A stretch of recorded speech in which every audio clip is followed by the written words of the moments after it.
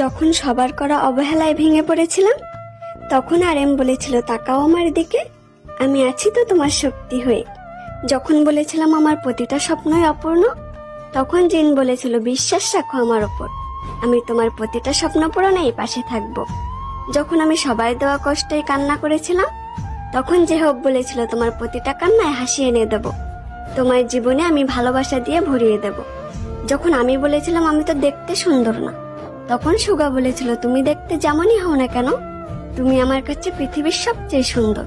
BTS মেম্বাররা কি ইসলাম গ্রহণ করবে? আমাদের অনেকের মাথায় এই প্রশ্নটি ঘোরাঘুরি করে, তাই বেশি কথা না বাড়িয়ে চলুন জেনে আসা যাক। শুনলাম তুমি নাকি বিটিএস লাভার। আচ্ছা ধরো বিটিএস মেম্বারদের মধ্যে যে কোনো একজনের সাথে তোমার দেখা করার সুযোগ দেওয়া হলো, এখন তুমি যখন আমি বলেছিলাম আমাকে কেউ ভালোবাসে না, তখন জাঙ্কুক বলেছিল দেখো তোমার নাম আমার হাতে লেখা, এটা ওকে ভালো